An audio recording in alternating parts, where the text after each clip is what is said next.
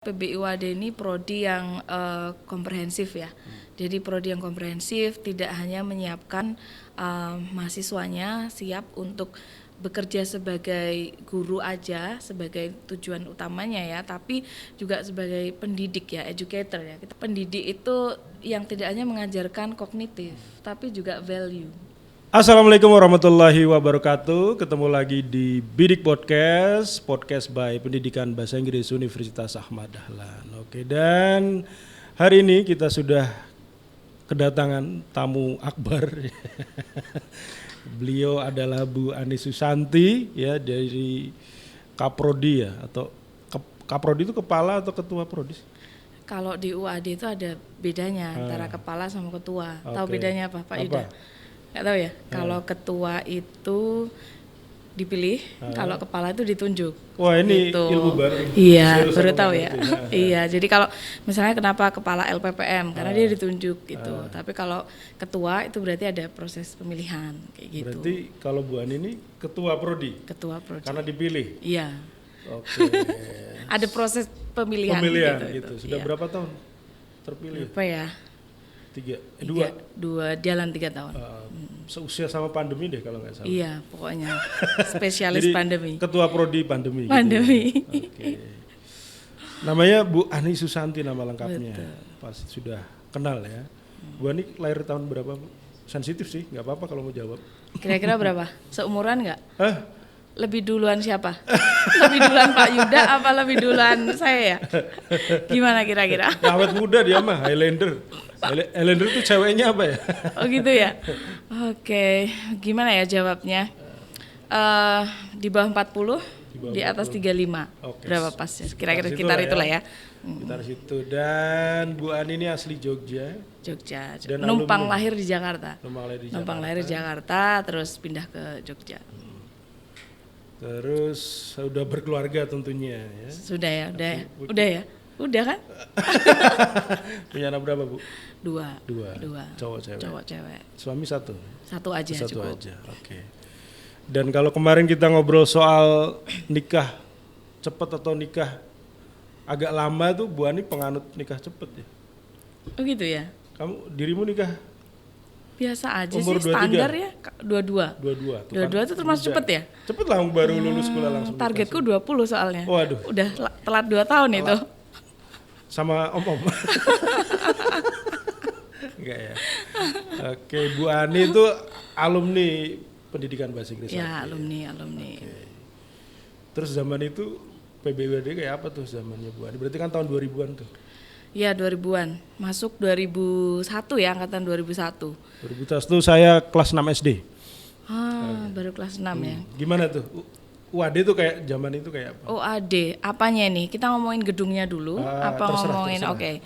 Dulu sih gedungnya nggak di sini ya, di kampus 2. Kampus 2 itu Jalan Pramuka yang sekarang dipakai untuk magister ya. Semua magister ngumpul di sana sekarang. Dulu sih di sana, gedungnya sih nggak gede-gede banget ya. Alhamdulillah sekarang udah ada lift gitu. Jadi dulu itu kalau kita ke misalnya dikirim lomba gitu ke kampus yang ada liftnya itu udah kayak ya suatu banget gitu loh, bisa masuk ke kampus yang ada liftnya gitu. Sekarang alhamdulillah waduh udah ada liftnya ya. Jadi itu udah cita-cita gitu ya.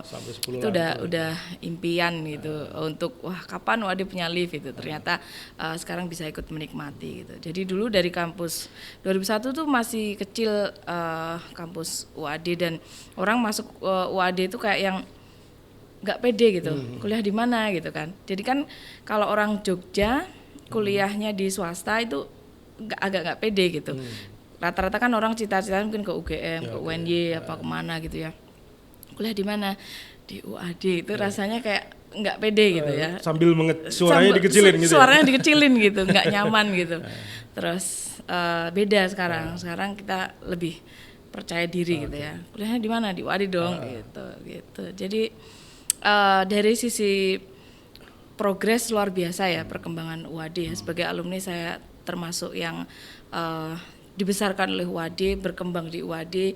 Saya merasa dulu pas SMA tuh juga biasa aja, maksudnya nggak yang termasuk top 3 di kelas, kemudian nggak termasuk yang apa gitu. Nah justru potensi itu berkembang ketika di sini gitu. Ya, Bu Ani Susanti ini adalah Mawapres, mahasiswa berprestasi. Ya, mahasiswa berprestasi tahun berapa ya? 2005, tingkat nasional juara 3 waktu itu. Sampai level nasional. Iya. Jadi teman-teman, Iya. kalau sampai ke level nasional itu susah.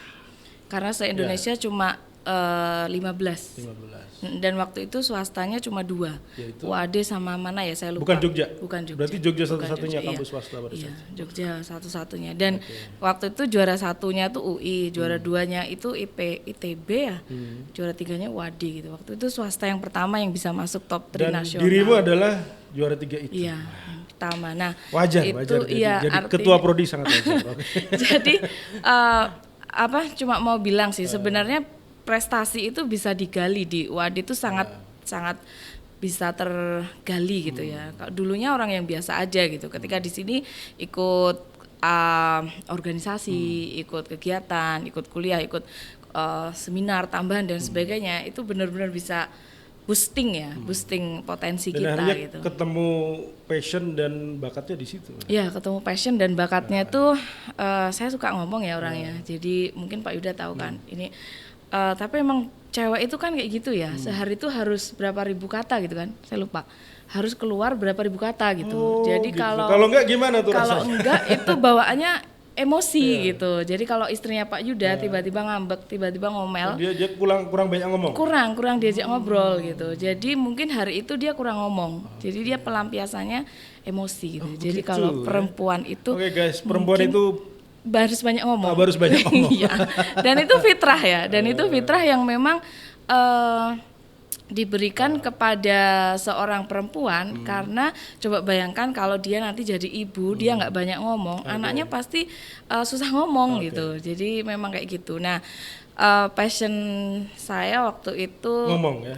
emang doyan ngomong, senang ngomong, dan kebetulan ikut debate waktu itu. Dan debate waktu itu lagi awal-awal muncul ya, belum banyak kampus yang mendalami itu gitu. Dan kita sama teman-teman waktu itu mulai merintis namanya debating community di UAD, Jogja Debating Forum dan sebagainya. Sampai sekarang masih jalan dan eksis gitu. Nah, dari situ kita mulai menemukan passion ya bahasanya Pak Yuda ya. Menemukan passion, kemudian terus ternyata dengan berlatih debate kita lebih confidence, kita kemudian lebih critical, kita jadi lebih banyak teman, kemudian bisa bekerja under pressure dan sebagainya. Banyak sekali soft skill yang berkembang di situ gitu. Itu berarti Deko itu lahir pas di eranya dirimu ya? Dulu namanya dulu itu Ahmad Dahlan English Debate Society. Arts namanya itu gitu. Terus kayaknya kok kurang keren ya. Waktu itu saya masih inget tuh di ruangan sastra sama orang-orang PBI sastra waktu itu kayaknya harus ganti nama nih. Udah di list nama gitu.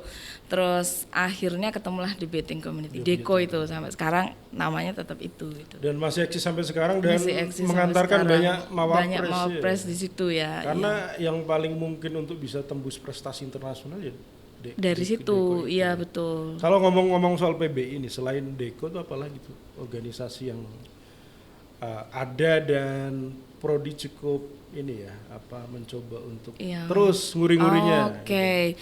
Di PBI ini banyak banget ya sebenarnya. Alhamdulillah kita udah punya ETSA ya. Dari sisi HMPS ada English ETSA itu English Department Students Association ya. HMPS-nya dan itu udah ada eksis dari dulu. Di dalamnya ada beberapa divisi. Kapan-kapan kayaknya perlu podcast sama ketua ETSA deh ngobrol gitu ya. Nah, ini teman-teman belajar tentang organisasi di situ, belajar tentang selain UKM ya, yang di prodi ada itu. Nah, ada juga IMM PBII ya. Nah, PBII. Kemudian ada juga ini teman-teman sindiket gitu. Kalau saya bilangnya kok sindiket ini lebih pas study club ya. Study club, Study club ya, komunitas ya. Komunitas yang concernnya di bidang digital journalism, digital content creator kayak gitu ya. Nah, kayaknya memang kita perlu bikin banyak komunitas lagi kayak gitu, gitu. Kita sedang ini mau bikin apa? Sebenarnya mungkin udah ada, cuma mungkin komunitas kita belum tourism punya ya? namanya ya. Tourism Komunitas community, tourismnya, itu translation buat community. mahasiswa yang suka ya. tourism. Kemarin kita udah ngobrol nih sama Bos Empat Lawang. Sama itu. Bos Empat Lawang itu adalah dosen PBI Dosen juga, PBI Pak ya, Abbas. CEO yang Empat dia Lawang. kaya raya gara-gara punya tour and travel. Punya tour and travel. Waktu minggu lalu kita ngobrol, kayaknya kita perlu punya nih komunitas.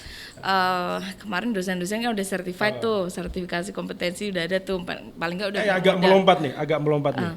Sertifikasi kompetensi. Nah ini aku pas balik ke Cilacap itu baliho kampus itu semuanya ya kebanyakan nyantumin badan akreditasi BNSP.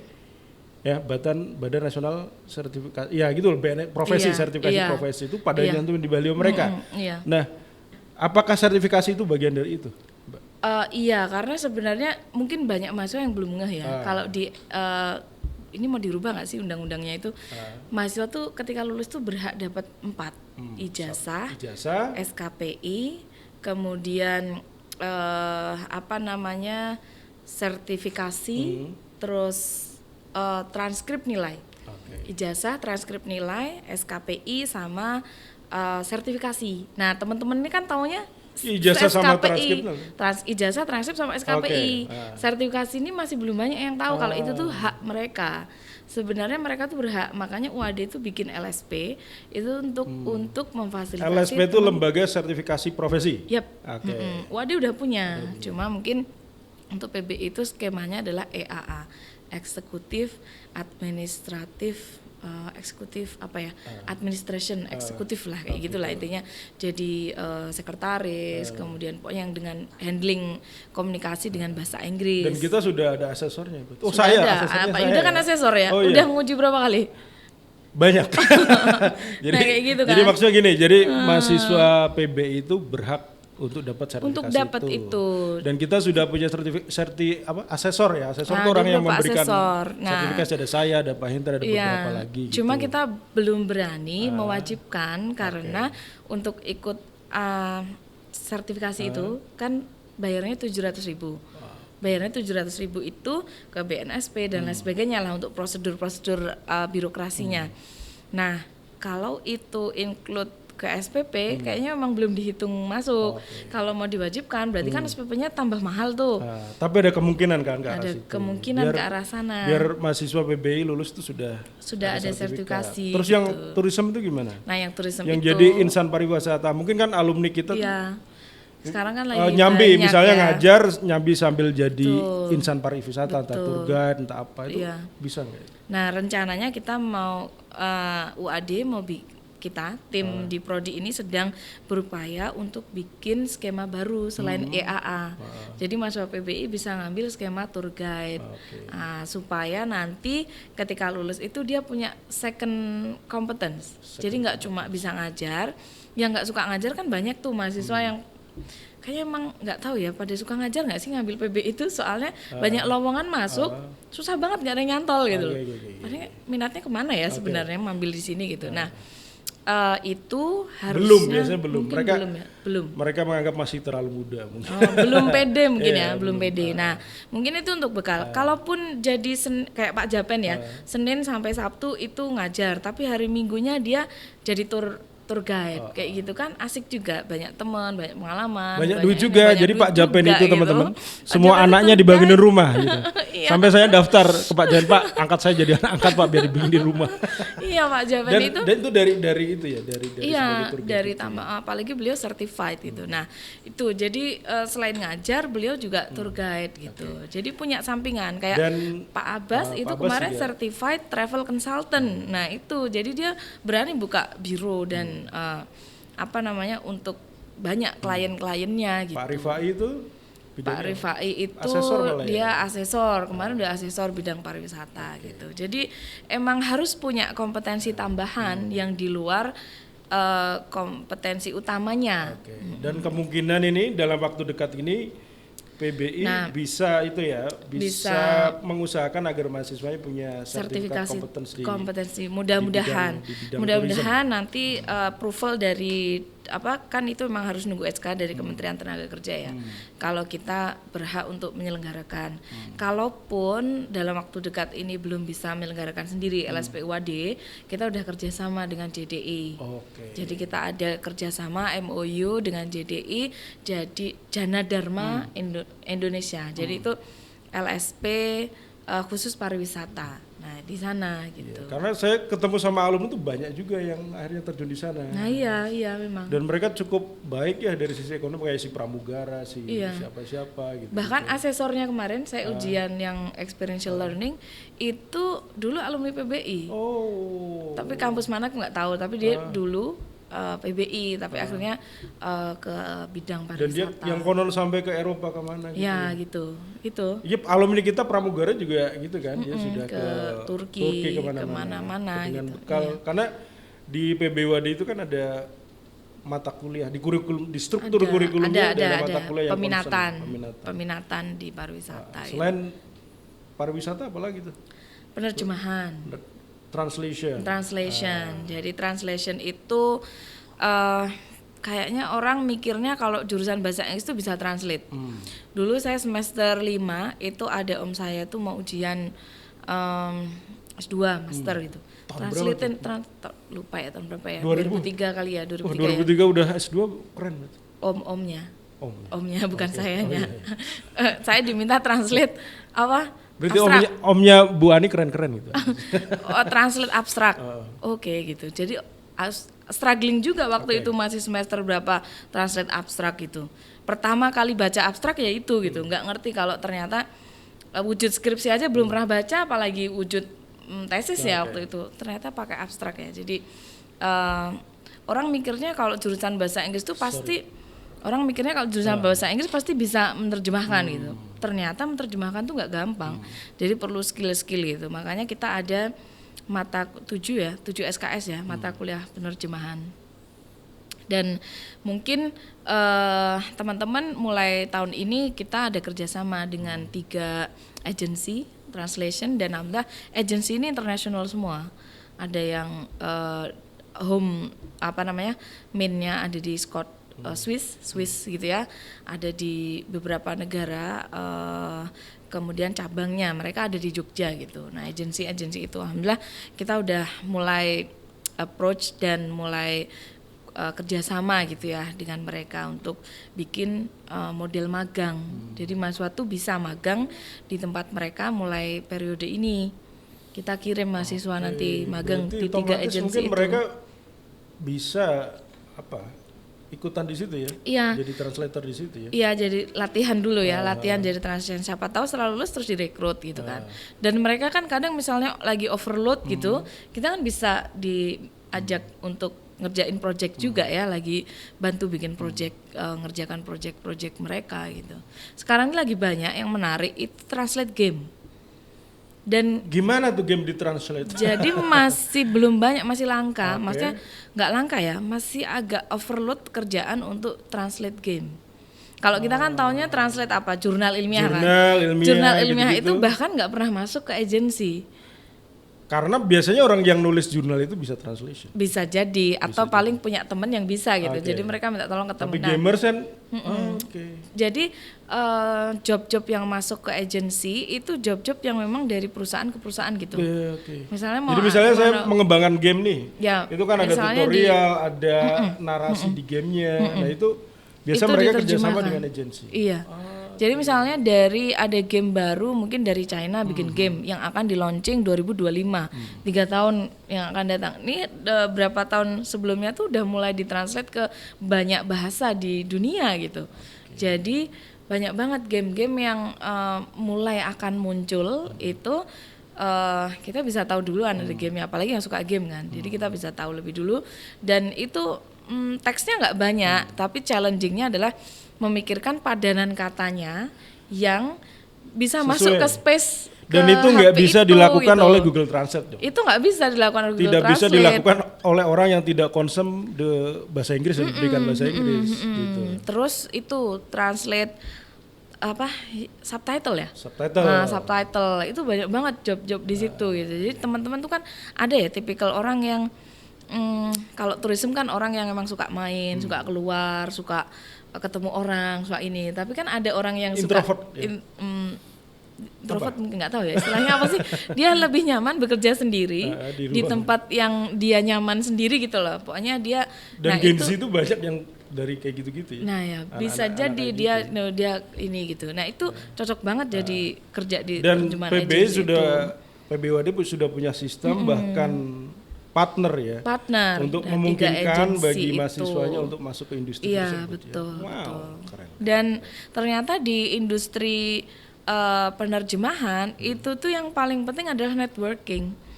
Jadi circle-nya ya mereka itu. Jadi kalau dan PB sudah jadi bagian dari circle itu ya. Cara kita untuk bisa masuk ke bagian dari mereka adalah masuk ke circle mereka gitu. Nah, caranya adalah kita mulai masuk ke magang penerjemahan ini karena kita udah masuk di sana. Siapa tahu setelah selesai magang ada job dan seterusnya mereka happy dengan kerjaan kita dan seterusnya kita bisa eksis di situ gitu. Oke, itu translation teman-teman ya. Jadi mahasiswa PB sangat berpeluang untuk menjadi translator profesional dan bayarnya dolar dan banyak alumni yang sudah kaya raya gara-gara itu. Dan itu tuh bisa per karakter. Kalau game itu honornya per karakter ya, bukan lagi per halaman ya, itu jadul banget. Kalau per halaman itu per halaman misalnya A4 atau berapa gitu ya.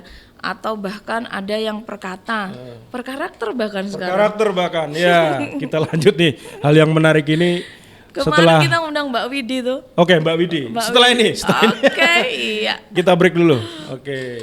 Sahabat PBI, ada yang baru nih di Prodi Pendidikan Bahasa Inggris Universitas Ahmad Dahlan, yaitu Bidik Podcast. Bidik Podcast adalah akronim dari Bincang-Bincang Pendidikan. Jadi podcast ini kita akan ngobrolin segala hal tentang pendidikan, terutama yang ada di program studi Pendidikan Bahasa Inggris Universitas Ahmad Dahlan. Kalian bisa tonton podcast kita di Spotify, PBI UAD, atau di YouTube Pendidikan Bahasa Inggris UAD. Jangan lupa tonton terus ya.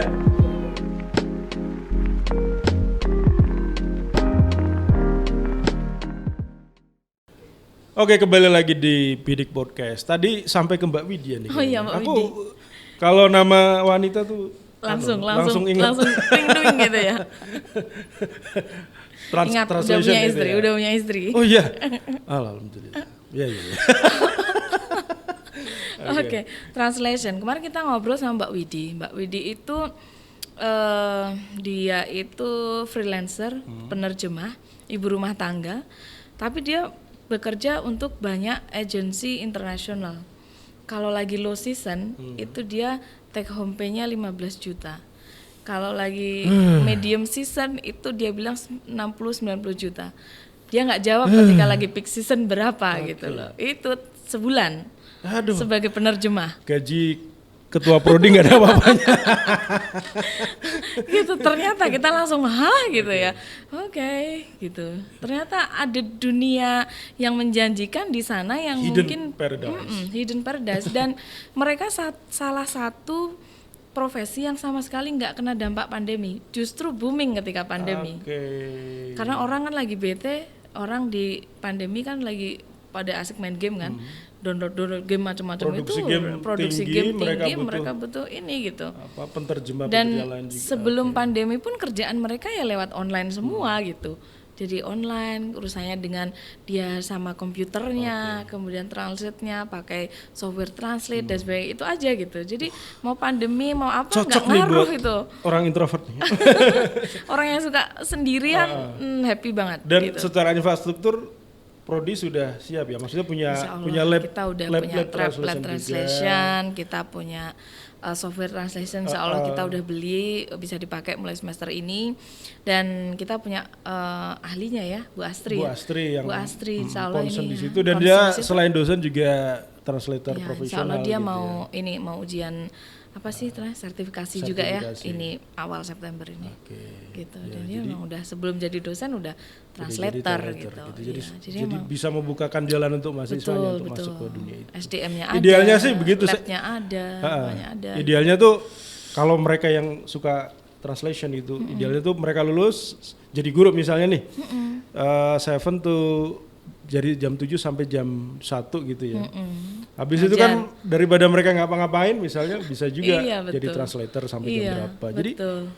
nggak ada jadi sebenarnya lulusan pendidikan khususnya pendidikan bahasa Inggris itu sangat potensial untuk jadi orang yang sangat berkecukupan gitu ya. Betul, betul. Dan Prodi PBI mencoba untuk memberikan akses itu. Ada istilahnya Multitasking ya. multitasking and Apa sih? orang yang pendapatannya dari Multi income? multi income. Multiple income, iya. Multiple income. Iya, Sekarang kan iya. eranya gitu ya. Eranya Mbak, ya? kayak gitu. Jadi nggak bisa karena memang dunia ini udah semakin kompetitif, orangnya makin banyak, sumber dayanya makin dikit, kemudian peluang kerja juga semakin sempit gitu ya. Jadi kita memang harus effort lebih gitu untuk lebih maksimal. Nggak cukup hanya jadi satu profesi saja aja tidak cukup gitu. ya. Iya. Dan Jadi memang harus punya kompetensi. PBIUD menyadari itu dari Udah, awal sehingga kurikulumnya, kita udah fasilitasnya, siapin, iya. jaringannya, program-programnya diarahkan untuk situ. Salah satunya tadi yang udah kita ngomongin soal tourism sama translation itu. Ada lagi nggak?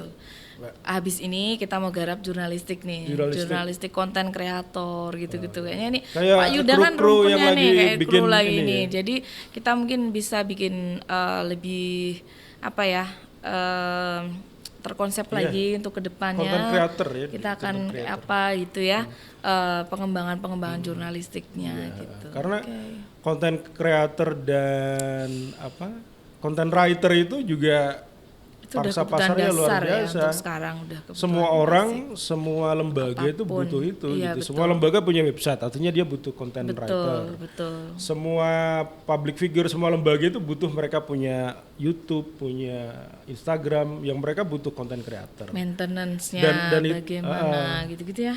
Yang bisa menguasai editing video dan menulis, dan itu terwadai di Iya, jurnalistik itu alhamdulillah, ya. iya, heeh.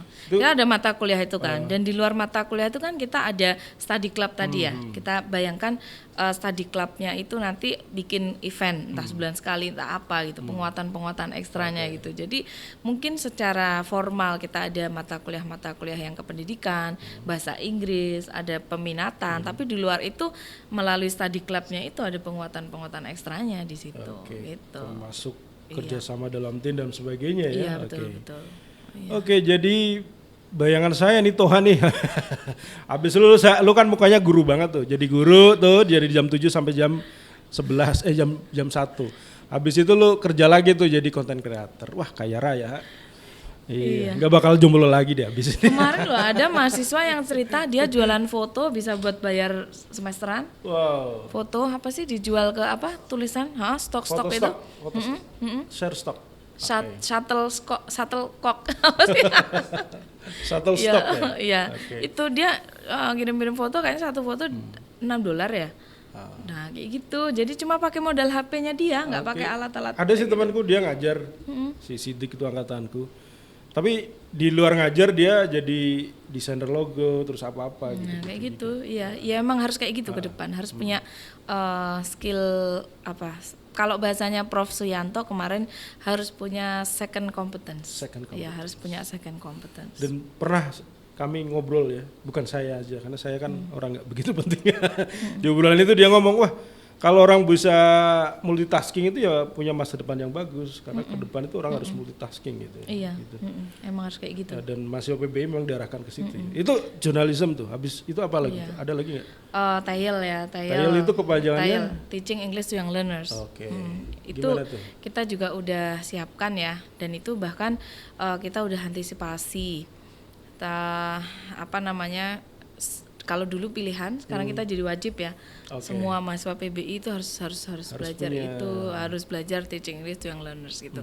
Jadi ternyata sekarang arah kebijakannya itu SD itu harus ada bahasa Inggris. SD itu harus ada bahasa Inggris. SD harus ada bahasa Inggris dan setiap Saya ulang lagi, minggu- SD itu harus ada bahasa Inggris. SD harus ada bahasa Inggris betul.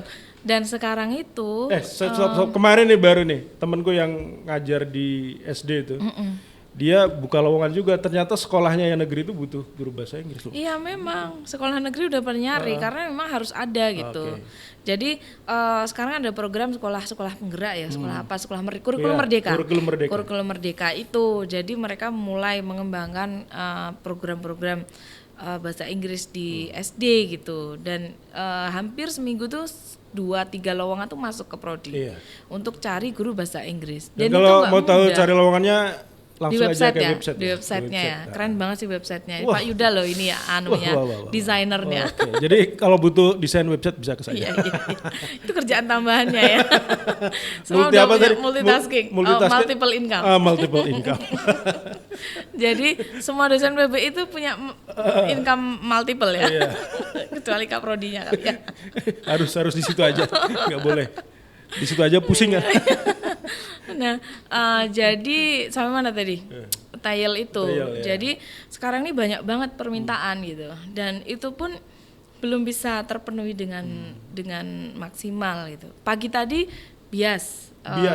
Bina Anak Soleh. Bina Anak Soleh. Sekolah elit tuh. Sekolah elit di Jogja. Sekolah elit di Jogja. Iya. Yang biaya kuliah lu nggak lebih mahal daripada sama Iya. sekolah di Nah biasa. itu tadi Bu Ulaya tuh. Bu Ulaya kan ownernya tuh. Wah, Nah, mulai tadi itu WA. istrinya Ustadz Ustadz Wijayanto. Tadi pagi WA kalau ada Itu dosen alumni, UAD ya? kalau ada alumni tolong gitu. Jadi banyak lowongan-lowongan masuk gitu, dan mudah-mudahan itu jadi ini ya upaya prodi sih mengumpulkan informasi lowongan itu terus kita taruh di website sana ya. Dan kebetulan kan kalau ngajar anak-anak basicnya kan Apa sih pendidikan. ini bedanya kan sampai ada mata kuliah khusus gitu ya, pengajaran bahasa Inggris ke yang learners itu. Memang beda ngajar bahasa Inggris ke anak-anak kecil Nah, ini sekali kayaknya gitu perlu dengan. ada sesi podcast sama Bu Sofi nih. Nah, kira-kira Nah, ya bahas habis itu, ini deh. habis Nah, itu perlu podcast Kira-kira sama Bu Sofi tuh. apa tuh? Oke. Memang berbeda ya? Mungkin lebih pada handling anak-anaknya, atau karena banyak ya cerita trauma. Wow. Salah satunya suami saya itu dia nggak suka bahasa Inggris karena pertama kali kenal bahasa Inggris itu dia udah nggak happy sama gurunya gitu, dan itu bisa sepanjang hidup dia jadi Sepanjang nggak hidup. suka bahasa Inggris gitu Yes. loh. Nah karena jangan sampai guru bahasa Inggris di SD itu menjadi traumatik buat Aku muridnya, bayangin suamimu nonton film ada bahasa Inggris terus ini dilempar TV-nya saking traumanya. Ya, aku nggak tahu kayak apa, tapi mungkin dia nggak cerita detail juga. Cuma mungkin ada trauma dia dengan guru bahasa Inggrisnya, dia nggak happy gitu, nggak cerita juga. Saya juga nggak mau cerita karena aku juga guru bahasa Inggris gitu kan. Nah, Jangan-jangan selama ini hidup dia penuh dengan trauma. Karena trauma sama bahasa Inggris, istrinya dosen bahasa Inggris. nah itu mungkin apa karmanya dia. Oke, bisa jadi. Nah, Itu kira-kira begitu. Jadi perlu perlakuan khusus lah ya. Iya, perlu perlakuan khusus memang untuk anak-anak yang jelas kita harus bawaannya fun dan mereka itu menjadi lebih, karena kan tujuan belajar bahasa Inggris di SD itu membuat mereka lebih siap, lebih confident ketika nanti belajar bahasa Inggris di jenjang berikutnya. Jadi bagaimana membuat mereka itu menjadi lebih terbuka, open minded, bahwa saya senang belajar bahasa Inggris, saya suka dan saya pasti bisa gitu. Nah itu yang challengingnya di situ gitu. Jadi butuh guru yang punya kemampuan Butuh itu ya. guru yang memang dia punya sentuhan emosionalnya lebih tinggi ya, atentif, kemudian jadi jangan sampai terlalu banyak muatan kognitifnya. Gitu, hafalkan grammar ini, hafalkan itu gitu. Jadi mulai dari Karena kalau sampai sederhana, trauma di SD tuh SMP SMA dia SMA-nya nggak mau iya, belajar bahasa iya. Inggris lagi. Jadi Oh, udah bahaya banget kayak itu. mental blocking ya. Iya, Jadi mental udah kayak illness. aja, udah kayak ilfil gitu. Dan Nah di itu mata kuliah Tayel itu mata kuliah spesifik tuh ya, ya diajari. diajarkan bagaimana Bahkan ada sih- praktikumnya ya? Ada praktikumnya 3 SKS. berarti mahasiswa itu disuruh ngajar ke Iya. Nah, cuma TK, mungkin kan terus kita ada catatan ya. Kemungkinan yang periode ini apa praktikumnya kita di kursusan ya. Kita lagi memikirkan pola biar ada perubahan gitu. Kalau selama ini praktikumnya di SD gitu kan, yang mungkin jam belajar di SD kan terbatas. Jadi prakteknya kan jadi sedikit dan guru di SD mungkin juga banyak banget jamnya. Jadi sesi untuk diskusi mungkin jadi terbatas gitu. Apakah kita perlu nanti ke depannya itu mengundang atau ada observasi di kursus-kursus bahasa Inggris yang udah settle ya, yang udah besar gitu. Jadi kita sedang mencari best practice ya, practice-nya best gitu ya. practice-nya Oke, untuk jadi yang tail. elaborasi lagi tuh, mahasiswa PBI selain memang secara kewajiban dia bersiap menjadi guru bahasa Inggris, dia akan punya kemampuan satu tadi apa? Tourism insan ya? pariwisata Oke, ya. ya. Jadi tour guide, jadi tour consult apa? Ya Travel gitu lah, consultant, travel consultant. iya. Yang kedua adalah tadi apa? Translation. Translation. Mereka akan ada mata kuliah khusus itu, ada praktikum dan di Magang ya. dan Magang berjejaring karya, sudah ya, punya oke, jaringan oke. kan. Semangatnya Mas Menteri gitu, gimana link and match gitu ya, Ya, antara betul, pendidikan betul. dengan dunia industri, dan Betul, di betul. translation ini sudah terjadi Sudah, itu ya. Yang ketiga adalah digital journalism itu ya, Iya, untuk menyiapkan ini gimana rencananya gimana? ya itu, jadi ada tuh satu yang lain banyak ya, yang kemarin baru ngabar itu jadi wartawan di Batam, Tribun Batam atau apa gitu sih. Kebetulan dulu yang bikin sindiket juga tuh, tuh. Terus dia di Awalnya sana. ya, awal mula berdirinya sindiket bikin ya. komunitas ini ya, komunitas yang concern ke konten creator ini ya. Gitu. Terus yang lain-lain juga banyak yang jadi Dan itu content kan kita creator. kemarin ada songwriter ya, udah ada mitra dengan songwriter ya. Songwriter itu dia program kita dapat hibah Iya, MBKM. iya 2021 ya. 2021. KMMI ya, Credential KPMI Micro. kita diberikan karena kan diseleksi itu ya. Ya. Ada seleksi Ribuan. seluruh Indonesia, terus kita ribuan Betul, universitas dan prodi, terus kita terpilih Iya, betul, dapat Iya, hibah itu ya. Untuk bikin pelatihan konten Content writer. writer ya. Itu jejaring dengan industrinya udah jadi. Iya. Kira-kira nanti Kita bisa. maintain ya, kita maintain, kita follow up. Dan yang keempat itu tadi adalah Tail. TEL ya, Teaching English for Young Learners gitu ya. Karena bocorannya ini kan kalau Bu Ani kan temenannya sama profesor, sama dirjen gitu ya. Lebay.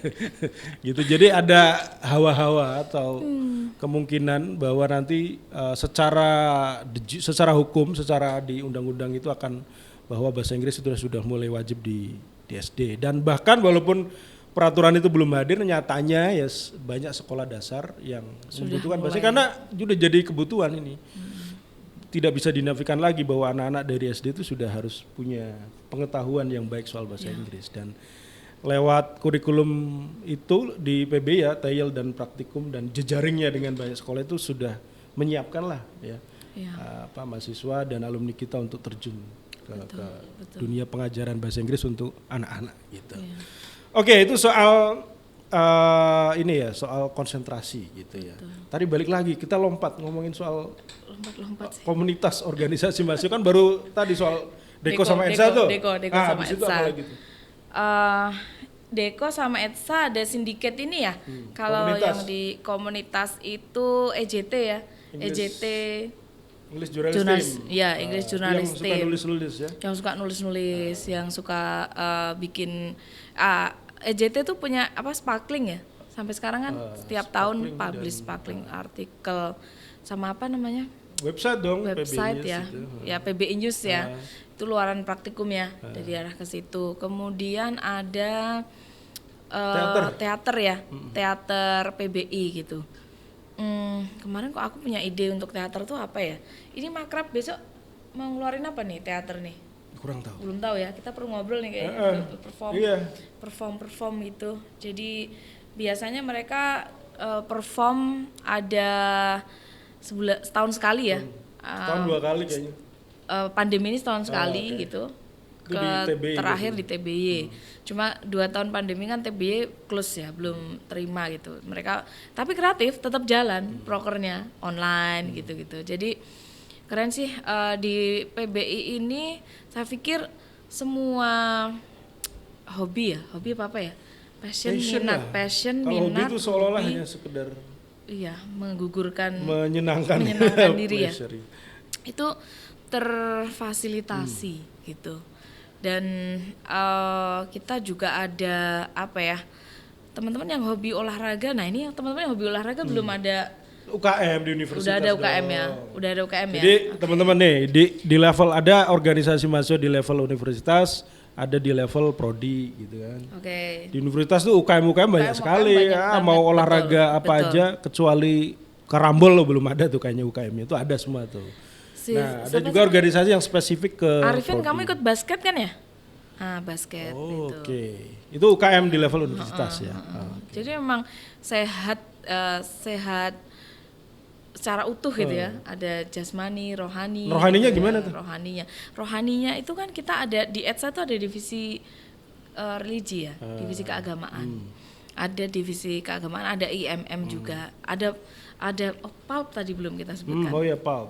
Kemarin saya bilang ke teman-teman PALP karena ada beberapa mahasiswa tuh yang udah semester akhir tapi dia itu belum lulus baca Quran gitu kan. Jadi kan syarat tuh KKN. Jadi kalau itu terhambat. Ini hebatnya UAD teman-teman. Jadi semua lulusannya wajib bisa baca Quran. Iya.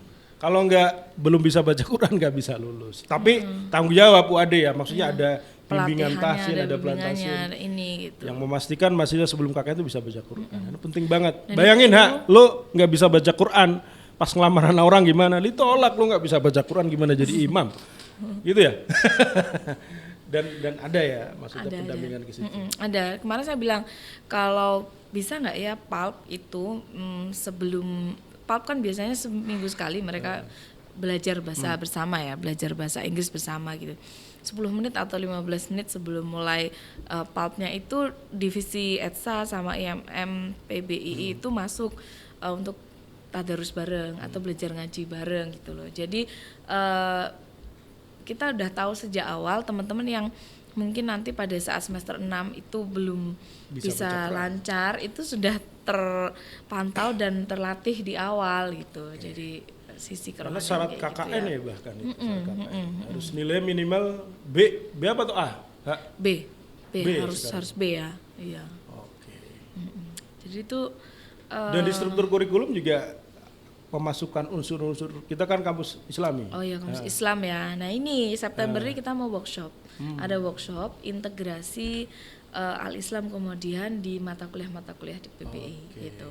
Jadi jangan dibayangkan setiap mata kuliah itu kemudian kita bahas AIK itu enggak, tapi bagaimana values-nya, nilai-nilai itu masuk ke dalam mata kuliah kita yang ada gitu. Karena values itu yang menurut saya sangat penting. Iya, dan harus masuk. Agama sebagai values itu, karena ada riset Mbak, ini agak ngomong jauh. Negara paling Islam itu malah bukan Arab, bukan Indonesia, New Zealand. Iya. Karena nilai-nilai Islam benar-benar dipraktekkan di situ. Ya, di sana, jaga kebersihan, kejujuran, nilai-nilai yang diajarkan oleh Nabi justru dipraktekkan lebih baik di sana gitu. Betul. Daripada di kita gitu kan. Artinya kan spirit dan values-nya itu yang kita harus dipandang integrated dan kadang-kadang mungkin bisa hidden ya. Hidden kurikulum. Ya, hidden kurikulum. Apa tuh hidden kurikulum, Mbak? Mungkin hidden kurikulum ya. Kurikulum yang disembunyikan. Kurikulum yang disembunyikan gitu ya. Jadi mungkin kita punya value tentang cooperation, collaboration gitu ya. Atau mungkin spirit kita ingin membangun soft skill kerjasama gitu. Sehingga di mata kuliah yang ada di kita itu banyak tugas-tugas kelompok. Banyak apa namanya bagaimana interview ke orang, tugas untuk laporan interview misalnya kayak gitu. Jadi itu di balik pemilihan tugas itu sebenarnya kita sedang membangun apa sih yang dibangun gitu. Dibangun soft skill atau kompetensi untuk bekerja sama gitu. Jadi hidden curriculum tuh kayak gitu. Jadi enggak yang kerjasama adalah gitu, enggak ya. Yang enggak tekstual gitu ya. Enggak tekstual. Jadi kamu tuh harus bisa kerjasama gini-gini enggak, tapi memang di challenge dengan lakukan sesuatu yang itu hanya bisa dilakukan kalau kamu bisa melakukan kerjasama dengan baik gitu. Jadi ada hidden curriculum. Iya, jadi kalau kalian diberi tugas itu jangan suka mengeluh ya. Karena ternyata ada hidden curriculumnya. Yang pasti itu bermanfaat bagi di balik itu tuh sudah dengan pertimbangan banyak gitu. Riset dan referensi yang banyak kira-kira begitu ya. Oke, itu soal organisasi. Terus ini nih di UAD itu kan ada 2 prodi yang soal bahasa Inggris tuh. Ada pendidikan bahasa Inggris, ada sastra Inggris. Itu bedanya apa sih? Bedanya ya, harusnya nanyanya ke Sasing ya. Oh gitu ya. Harusnya dua-duanya biar balance ya. Cuma mungkin secara umum bedanya kalau di sana itu mungkin lebih pada belajar bahasa Inggris dan kajian-kajian sastra gitu ya. Kalau di kita lebih ke bahasa Inggris dengan ilmu-ilmu kependidikan dan praktek-praktek kependidikannya Lebih ke gitu. praksis, ya. Lebih ke ke pembelajarannya, pengajarannya seperti itu. Jelas itu bedanya di situ. Oke, ya biar imbang memang harus mengundang mereka juga. Iya, gitu ya. betul. Tetapi itu ya kita sudah bekerja sama dengan ini ya, maksudnya cantolan untuk industrinya sudah cukup baik juga gitu. Jadi kalau mungkin ada yang ngomong wah aku memang nggak tertarik, nggak begitu tertarik ngajar, ternyata di PBI itu malah justru lebih terdepan dari soal membangun jaringan dan mata kuliah atau struktur kurikulumnya memang sudah disiapkan bahwa mahasiswa itu selain menjadi pendidik juga bisa menjalani. Dan ilmu kependidikan di PBI itu sebenarnya bukan hanya modal untuk jadi guru. Misalnya nggak senang bekerja di sekolah, nggak senang ngajar di sekolah. Sekarang tuh misalnya senangnya jadi konten kreator ya. Itu bisa jadi kurikulum desainer di kayak misalnya perusahaan-perusahaan apa sih ruang guru gitu ya. Ruang guru, kemudian dari Banyak tuh karirmu. mahasiswa kita di sana sekarang di ruang ya guru. sekarang kan banyak tuh alumni kayak kita. gitu konten-konten kreator, kurikulum designer, kita bikin atau kita bikin skripnya, kita bikin apanya kayak gitu Ini kan. malah jadi masuk. Jadi aku baru sadar, bukan baru sadar, jadi baru ingat bahwa logika creating konten gitu kan logika ini banget. Logika kita banget sebagai Iya. pendidik itu. Iya. Kayak kita mendesain Kurikulum media designer, pembelajaran. Iya. Itu kan kita harus mengerti konsepnya. maksudnya runutannya dari awal sampai akhir dan itu kita diajari. Betul. Jadi memang Iya. ya, lebih mudah. Bagaimana membuka apa ya? Istilahnya persepsi ya di awal di awal awal, tuh di akhir dan persepsi. sebagainya harus- Kemudian pre-teaching, while teaching, post teachingnya seperti apa. Itu kan walaupun itu digital itu mereka harus- download kan tetap harus ada itu, ada mekanisme itu gitu. Dan mata kuliah di pendidikan bahasa Inggris Sudah ada ke situ. kompatibel dengan ke situ Iya. ya. Jadi kayaknya sekarang ada tuh yang independen pada bikin itu kerja dari konten kreator di Pendidikan, bidang di- iya, di pendidikan banyak banget. Bahkan saya tuh baru nyoba aplikasi yang kurikulum merdeka. Oke, jadi saya saking penasaran dengan kurikulum merdeka, kebetulan riset istri saya kan soal kurikulum merdeka tuh. Jadi saya install aplikasi yang buat guru-guru tuh. Dan di situ si Mas Menteri Nadiem mengatakan bahwa itu user generated platform gitu ya. Apa bukan? Ya, user. Jadi di situ memang diusahakan agar guru-guru itu mereka berbagi soal media pembelajaran dan sebagainya. Di situ ada platformnya. Dan kayaknya cocok banget tuh buat mahasiswa kita karena ke depan itu tadi karena si Mas Nadiem ngomong itu kan disrupsi ya, maksudnya perkembangan dunia pendidikan, semua hal lah itu sangat cepat sehingga sangat membutuhkan guru-guru yang punya kemampuan dan knowledge yang baik dan kemampuan praktis yang baik untuk bikin media pembelajaran, bikin dan sebagainya dan di aplikasi Q memang ada platform untuk berbagi platform dan kalau mahasiswa kita memang terlatih untuk bikin media pembelajaran baik yang mekanik atau yang bikin software dan sebagainya itu bisa menjadi sangat unggul, menjadi guru yang sangat unggul tuh. Betul. Kalau memang ada yang passion di situ sebenarnya skema Merdeka Belajar ini sangat membuka jalan untuk itu gitu. Kita udah punya nih knowledge-nya tentang bahasa Inggris, prosedur bagaimana pembelajaran media dan sebagainya, udah ada dasar-dasarnya tuh.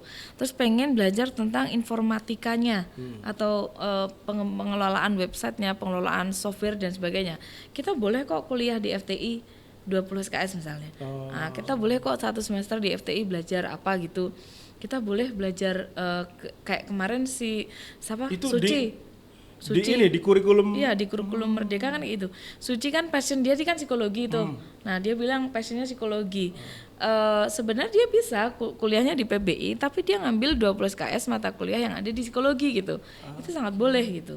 Oke. Nah, ini kayaknya harus ngobrol khusus nih. Iya, jadi kurikulum Merdeka ini MBKM ini sangat memungkinkan mahasiswa untuk belajar hal lain di luar prodi yang mereka pengen dalami gitu. gitu. Jadi bisa belajar. Misalnya saya tuh passionnya di bidang sains gitu. Oke, boleh ambil fisika di sana, belajar tentang Tapi bintang. itu diakui nanti. Iya, kan dikonversi ke mata kuliah. Dikonversi ke mata kuliah. Oke. Ah, ini menarik ini. Ini harus dikomunikasikan secara lebih baik ke mahasiswa deh kayaknya. Betul. Wah, dahsyat tuh kalau sampai semacam itu. Iya. Bahkan itu nggak cuma di kampus UAD, antar prodi, kampus lain juga boleh. Misalnya nih, si Toha pengen belajar filsafat di Toha UI. Toha kan kamu pernah belajar di Malaysia kan? Dia pernah ke Malaysia. Berapa SKS waktu itu? 11 ya? 11 SKS dia belajar di sana dan 11 diakui SKS, di Toha? sini. Iya. Oh, Nah, kalau si Arifin tuh kemarin apa tuh? Isma, Isma itu apa? dia belajar tentang histori ya di sana ya. Dia belajar histori kayak Di gitu. kampus apa namanya, Vin? Di Granada, University of Spanyol, Granada. ya kayak gitu. Selama 1 semester. Wow. Ini masuk ke Dan mahasiswa PB berkesempatan untuk bisa banyak join gitu. dan maksudnya bukan akan dan memang sudah banyak Sudah berjalan. yang sudah jalan gitu. Cuma mungkin ada yang belum tahu, ada yang mungkin belum berminat atau mungkin memang tidak berminat bidang lain gitu. Jadi memang pengennya Jadi belajar. tiap tahun itu mahasiswa PBI yang terpilih itu mereka menjalani kuliah di luar negeri ya.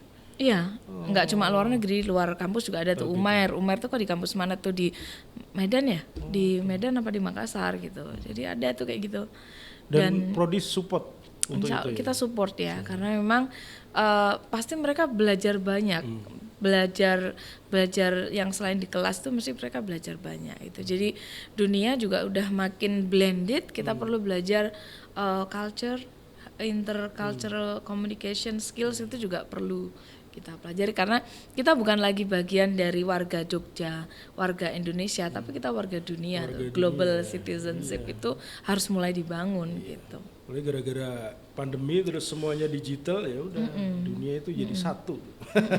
Kita tuh warga dunia yang punya tanggung jawab untuk menjaga bumi ini untuk bisa tetap kita pakai bersama gitu. Wow. Romantis. Cocok jadi anggota PBB. Yang urusan lingkungan apa tuh? ILO itu soal buruh, WA itu kesehatan. UNICEF. Oh ya, terus ini aku dapat teman-temanku terus dapat kabar banyak yang ngajar di Thailand, itu apa sih? Oh, alumni mengajar di Thailand ya. Itu jadi guru di sana kan? Iya. Itu apa Jadi sih? guru. Ada program apa namanya itu? Itu memang, nah ini menariknya kuliah di UAD nih. Kita punya banyak kerjasama internasional gitu ya. Jadi mitra-mitra di luar negeri itu beda-beda skemanya. Kebetulan di Thailand itu banyak sekali sekolah-sekolah yang mereka terbatas guru bahasa Inggris sehingga mereka mencari guru bahasa Inggris di luar Thailand gitu. Oke. Mungkin salah satunya itu ya, sehingga mereka juga banyak meminta alumni-alumni PBI khususnya karena mungkin yang tahu bagaimana cara mengajar ya di SD dan di SMP, SMA di Thailand gitu. Jadi itu udah sejak tahun berapa ya? 2015 apa ya? Enggak, dari zamanku baru lulus kuliah sih udah mulai. 2012. Nah, 2012 tuh udah ada program itu dan makin kesini makin banyak yang Terakhir diminta. tahun kemarin berapa tuh yang berangkat? Berapa ya? 11 apa ya? 11 orang. Sekitar 11-an ya. Mereka ngajar di sana. Ngajar. Bayarannya Dan lebih beda-beda. Bayarnya lebih banyak. Iya. Dan mereka tuh, saya pernah kunjungan ke mereka. Biasanya mereka mostly itu di sekolah yang boarding ya.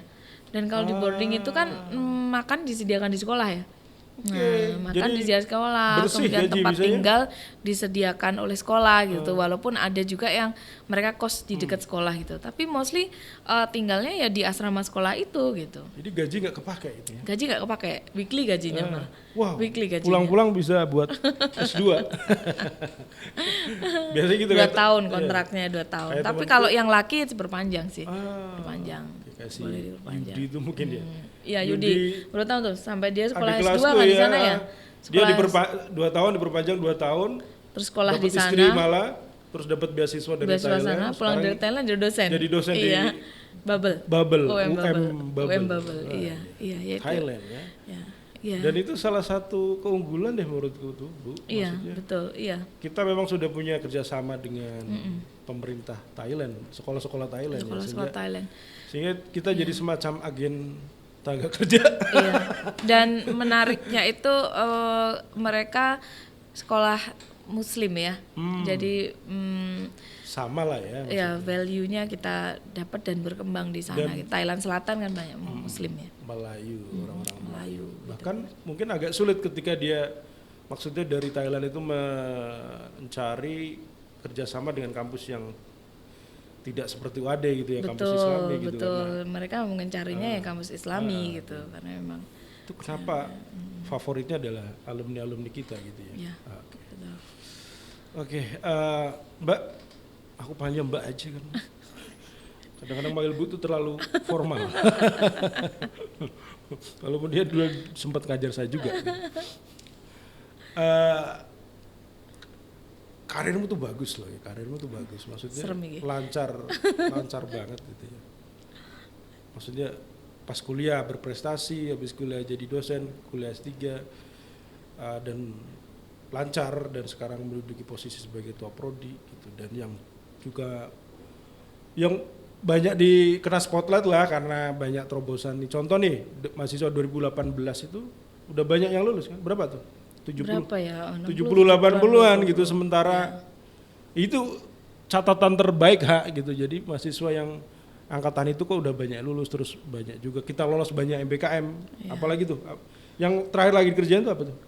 Apa nih PKKM? Yang Hibah PKKM ini. PKKM ya, tuh. Oke. Program kompetisi kampus merdeka. Oke, kita dapat hibah. Iya, dapat hibah. Setelah mengalami seleksi yang cukup Ketat. dan panjang. Itu senilai berapa tuh kalau dihitung? Berapa ya? 600-an juta ya? Nah, tapi mungkin itu untuk bikin kegiatan, untuk fasilitas dan sebagainya ya. Oke. Nah, terus sampai lu Mbak jadi sosok yang semacam itu tuh apa? Prinsip dasar yang selama ini kamu yakin itu apa? Apa ya? Prinsip dasar ya. Yang pertama sih nikmati aja apa yang ada gitu ya. Jadi jangan suka mengeluh. Tapi mungkin Pak Yuda mungkin sering dengar saya, aduh ini gimana. Tapi itu hanya di ini aja untuk mengesahkan, kita harus ngomong banyak gitu tadi ya. Sebenarnya dalam hati itu ikhlas menjalani gitu. Jadi lakukan apapun tuh harus dengan ikhlas gitu. Jadi jangan pernah cari pekerjaan gitu ya. Karena pekerjaan tuh kan datang sendiri. Ketika ada pekerjaan datang, itu tuh lakukan dengan ikhlas gitu. Itu nanti akan jangan semata cari uang gitu ya. Kita bekerja itu bukan untuk uang, tapi untuk keridhoannya gitu. Jadi kalau kita udah sampai di situ, enak aja jalaninya gitu. Dan Kalau dari sebagai dulu pekerjaan. prinsip itu yang dari dulu pegang. kayak gitu. Just do your best and let God do the rest. Itu aja prinsipnya yang tak pegang. gitu. Wow.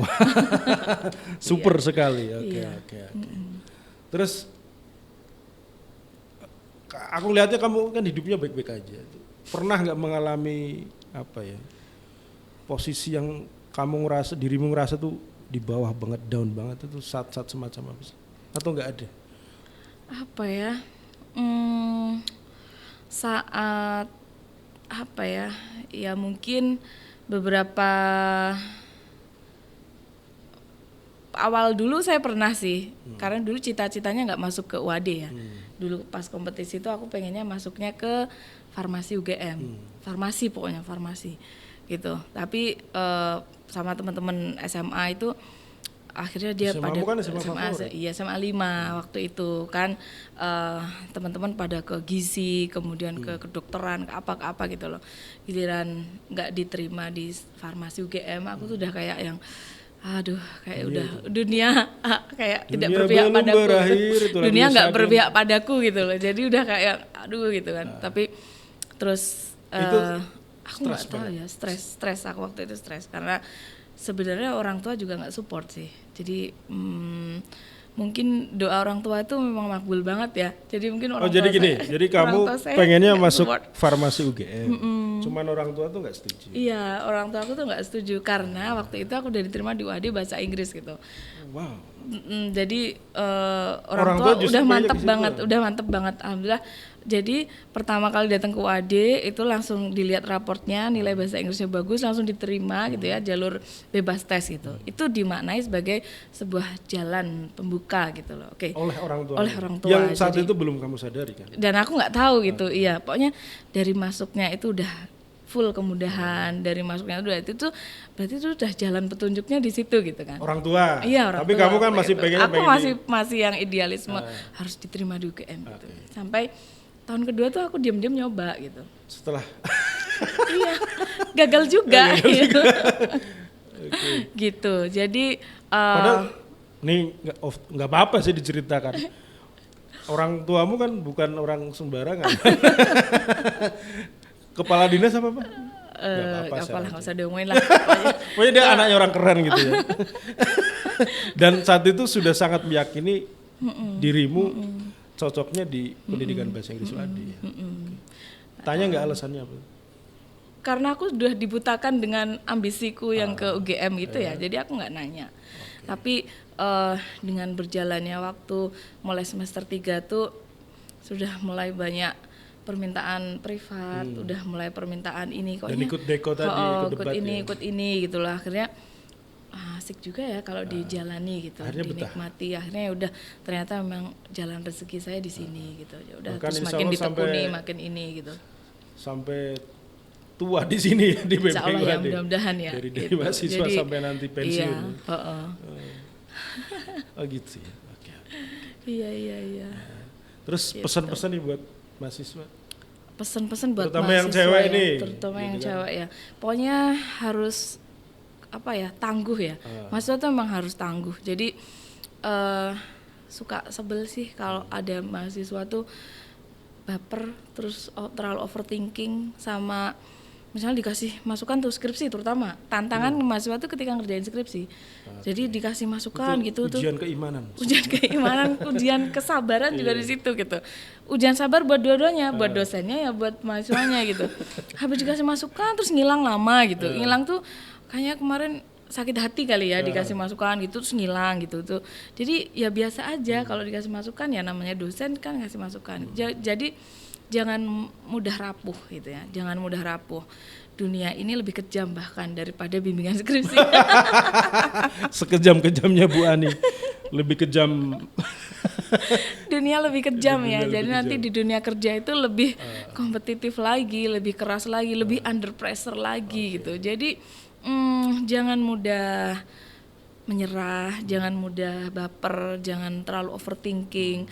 Pokoknya harus kerja keras gitu. Harus memang harus gercep, harus gercep gitu, melihat peluang, melihat kesempatan gitu. Misalnya udah dikasih waktu nih besok bimbingan ya udah datang sesuai dengan itu.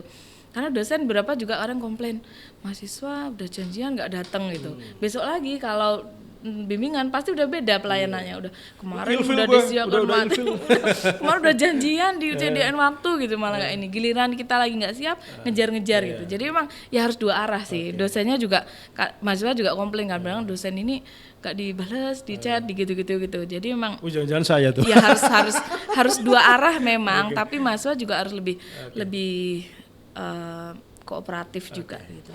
Oke. Gitu. Terakhir Mbak, tolong deskripsikan pendidikan bahasa Inggris UAD dalam kata-kata yang simpel. Susah pasti itu. Oke, ini mendeskripsikannya ke siapa nih? Ke publik. Ke publik ya. Jadi PBIUAD Iya. yang jelasin. Oke. Jadi menurut saya PBIUAD ini prodi yang komprehensif ya.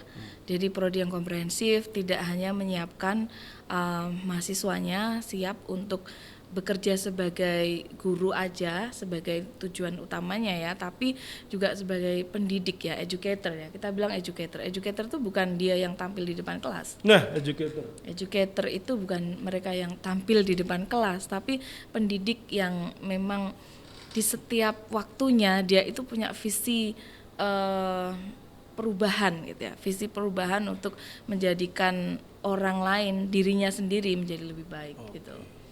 Oke. Ya. So, the next educator nih apa maksudnya? The next educator itu Ini kan motonya PB ini. Iya, PB UAD. semangatnya adalah bahwa kita ini bukan teacher, bukan instruktur gitu ya. Tapi pendidik itu yang tidak hanya mengajarkan kognitif, tapi juga value. Jadi kita mengajarkan skill dan soft skillnya di situ. Jadi nilai-nilai.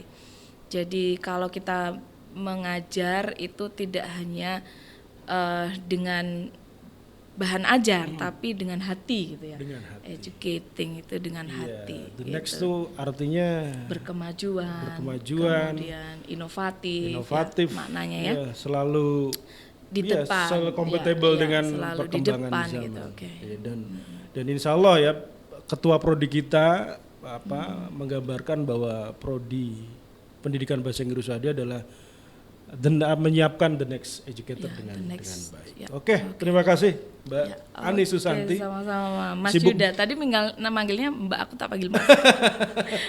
Jadi kayaknya dia sibuk banget, habis ini ada rapat-rapat dan sebagainya. Terima kasih atas kehadirannya. Semoga bermanfaat. Saya kira sangat bermanfaat, apalagi wejangan-wejangannya tadi. Sampai ketemu di Bidik Podcast berikutnya. Wabillahi taufiq wal hidayah. Wassalamualaikum warahmatullahi wabarakatuh. Waalaikumsalam warahmatullahi wabarakatuh. Thank you. Bye.